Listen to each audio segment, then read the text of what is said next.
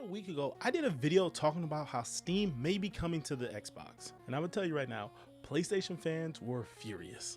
Now, ultimately, the reason why PlayStation people were quite upset, you can check my comments, they seem to be very mad about it, talking about how they didn't really care about my take too much, which is fine.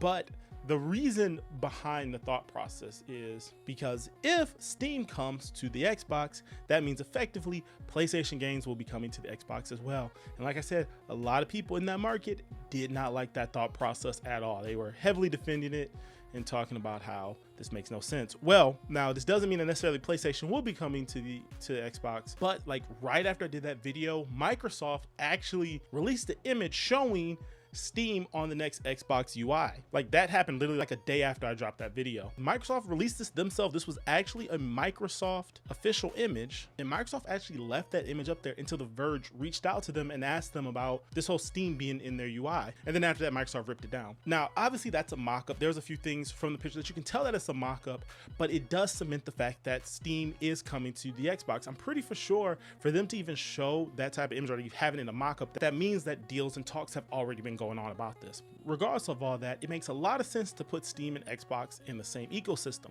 because one thing that we know about is many years ago, Steam was actually trying to get into your living room space. That's a market that they haven't really heavily tapped into. We know they have things like big picture mode, but it still hasn't fully popped off yet for Steam, where Microsoft is trying to just get in more hands in general, not only just the living room, but everywhere else. So this could be mutually beneficial for both companies. Now, things like I talked about in my previous video on this topic, we don't know exactly how they're gonna handle the finances.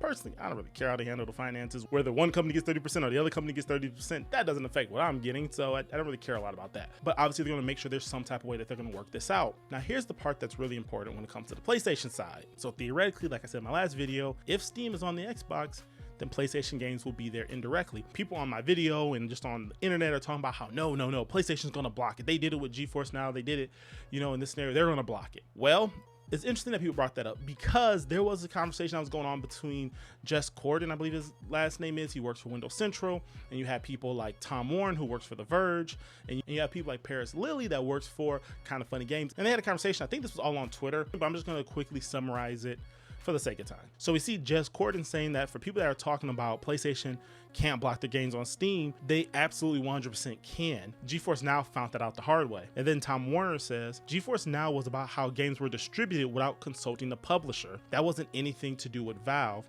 I doubt that Steam publishing agreement even allows the block of specific Windows devices. And that's kind of the important thing to remember, that this next Xbox is going to be closer to a PC, which means it's going to be close to a Windows device. Xbox already runs Windows on it. Just look at it as a actual gaming computer that you can buy. Like if you went to Best Buy or Micro Center, you're just buying a gaming PC, and when you turn it on, despite you getting a regular Windows UI, you're probably just going to get an Xbox One. For a lot of the case, I think that's really where this Xbox is going, which is smart for Microsoft. But go back to the messages here. Then it says here, Colt, I believe this is Colt Eastwood, not quite for sure, but I'm just assuming that's who it is. It says PlayStation wouldn't be blocking Steam, they'll be blocking Xbox API to PlayStation games on Steam. Then Tom Warner responds that there is no Xbox API to PlayStation games on Steam. There's nothing to block. If Microsoft goes ahead and lists Steam games on the Xbox app on Windows, they will require Steam to be installed on the Windows machine. Sony would need to block Steam on Windows. And that's the important thing that I know a couple of people in my chat was talking about, like, oh, they're gonna block Steam. They could also, go out and make their own launcher. But time and time again, we have seen that hasn't worked for like any publisher, whether you're EA, Ubisoft, Activision, who literally has for years upon years the best selling game. I'm not saying it's the best game of all time, it was just the best selling game for years and years and years. Also Blizzard, even Epic Games, who has one of the most popular games of all time. Also Fortnite, all of these game launchers all failed. Even though Epic Games is still around, they have to give out free games to incentivize people, and they still don't go to that platform. So to think that PlayStation can turn around and do that, and they already don't make a huge amount of money, I don't think, on their PlayStation games, because the sales are okay, but I don't think they're like breaking numbers even on Steam. I doubt if they drop their launcher, it's going to be that much. And then going back to the messages, Paris Lilly says, it's doubtful PlayStation blocks their games via Steam. To be honest, even if they can, is it worth the effort? I think a lot depends on how Xbox would integrate Steam into their UI versus allowing a desktop mod that launches a third-party digital store. So the thing to keep in mind is, yes, they're going to probably incorporate Steam into the UI, But also, if it's running Windows, there is a chance that other third-party applications can get put on here anyways, like PlayStation.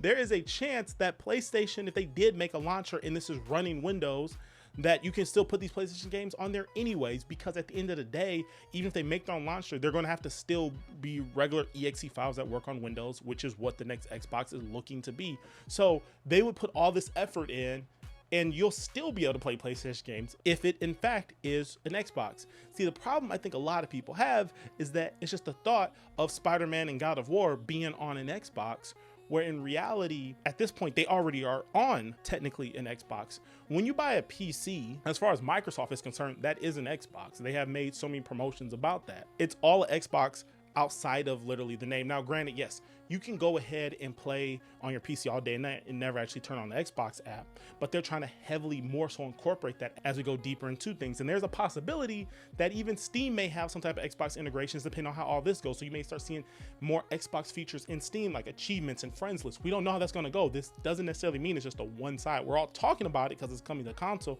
but this could really be a back and forth thing, which, and honestly, I would love if I open up Steam and I can see my Xbox friends and vice versa. But at the end of the day, there's not a lot that PlayStation can do if this is a legit computer. Now, the other thing too is when it comes to third-party stuff, like the handheld coming out this year. Now, there's a lot of confusion over the Xbox handheld. From what we're getting in current reports is that the handheld that's coming out this year is going to be made by, I think, what was it, Asus, and then the one that's actually going to be a first-party one from Xbox is going to be coming out a few years later, probably closer to when the next Xbox comes out. Now, here's the thing also, if this is a third-party handheld, it's probably going to be easier to get PlayStation games on it because there's already third-party handhelds out on the market that have PlayStation games. The ROG Ally, the MSI Claw, the Lenovo Legion Go, even the Steam Deck all can run these PlayStation games. So I don't know why people are really thinking that somehow literally the Xbox version is the only one that's not going to be able to play Steam, especially if it's being made by another company like Asus. The thing is, it's going to be less of console wars and more about content wars. And depending on how Xbox maneuvers things, they're going to be the one that has the most content. Because let's look at it like this. Let's say hypothetically, just in a hypothetical scenario, PlayStation does find a way to legally stop games being put on Xbox, which I really don't think there's any way possible when, again, it's just a computer at this point. But let's just say they can. Even if they weren't able to stop it, Steam has way too many exclusive games that are not on PlayStation, for example, like Ready or Not or Counter-Strike, games like Dota, which are only on the computer platform. They're not on PlayStation and things like that. Now, yes, they can make PlayStation ports later. That is possible. But for years, these games have been on there. So yeah, let's say, for example, you do rule out, you know, Horizon and God of War and Spider-Man and whatever else PlayStation IP has, which are all great IP, don't get me wrong. The Steam market still has significantly more. So you will have all of Xbox's IP and all of Steam's IP. Meanwhile, on the flip side, what PlayStation has, which this isn't really to bash PlayStation, I don't feel like I shouldn't have to say this in every video, but right here, you can't really see it on screen. Let me see if I can move it into frame. This is my PlayStation 5 that I play all the time. When I get done recording this video, I'm actually going to play the PlayStation 5 when I get done. I actually bought a bunch of games. PlayStation has a sale going on. I bought a bunch of games, and one of them is the latest Like a Dragon Infinite Wealth that I've been waiting to play. I just bought it on my PlayStation, so I'm actually looking forward to playing that next. So that's what I'm about to do as soon as I get done recording this. I spend a lot of time on my PlayStation, so it's not that I have any hate for PlayStation, but I'm just being realistic. So it's not about fanboying, it's about being realistic to how things are actually going to happen. And what's going to happen is the fact that while this new Xbox is going to have Game Pass for sure, and it's going to have Xbox games, and it's going to have Steam games in it, you're going to have this huge ecosystem. Even if PlayStation does block it or doesn't block it or whatever the case may be, you're going to still potentially be in the short end of the stick on getting only a PlayStation console. And here's the reason why. Now, I will say this. I will give you guys this. If you have a PlayStation, what they might do is they still may not release games day and date. If Xbox didn't do this, maybe PlayStation will start dropping games day and date on PC, but to kind of deter people from, you know, jumping to the Xbox ecosystem, they may still make you wait 6 months to a year before like the next Spider-Man or Wolverine comes to PC. You have games like Indiana Jones. From the point of I'm recording this video, Indiana Jones is coming out on the PlayStation 5 in a couple of weeks from now. They're making you pay $100, which people are already paying now, $100 for early access.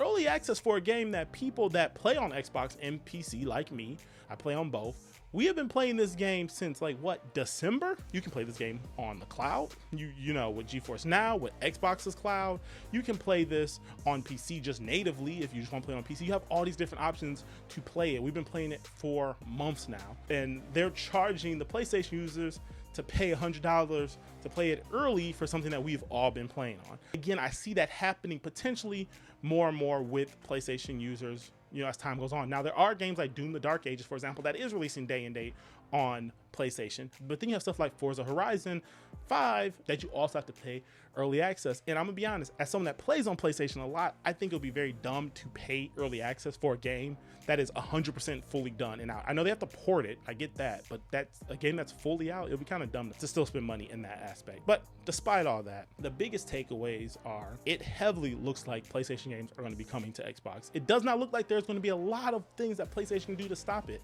I'm not saying 100% this is going to happen, but just using logic and how the Windows operating system works and how Steam works, unless there's something in the back end that we don't readily know about, it doesn't seem like there's a whole lot that Sony has control over if they want to keep putting their games on PC. And we know they want to because the market for PS5 is relatively capped. I mean, there's probably gonna be more people buying PlayStation 5s, don't get me wrong, but they're trying to get into other markets, and that other market is PC. And if they have to unintentionally tap into the Xbox market, then they may do that. Here's the other thing to think about, because even if they don't want to, they will get Xbox gamers money. They may not want to, and you may not get the PlayStation gaming services like PlayStation Plus on your Xbox, like where you get those monthly games and subscriptions. You may not get like a service like that, but PlayStation will still get Xbox gamers money, ones that they may not even got before if they didn't have a PlayStation. So ultimately, Sony's going to need to do something to keep people on the PlayStation platform, because they're going to need more than just people that want to play the game day one. There's a lot of people that don't mind waiting. People like me, for example. Now, I am a person that has to get the game day one, but people like me, I have a huge backlog. So in reality, I could play a bunch of games and wait till that next PlayStation game comes to PC. But that's just me. I'm curious what you guys think on this, especially when you're looking at the facts and not just looking at it because you're a fan of one platform or the other. Like I said, we're getting away from console wars because, like Microsoft said, they did lose it, but we're now getting into content wars. And if this all comes out, Xbox will effectively have more content than PlayStation will. And that's kind of weird to think about. Comment that down below. I have so many more videos coming out soon, so if you guys haven't already, make sure you subscribe to the channel, and I will catch you all in the next one. See ya.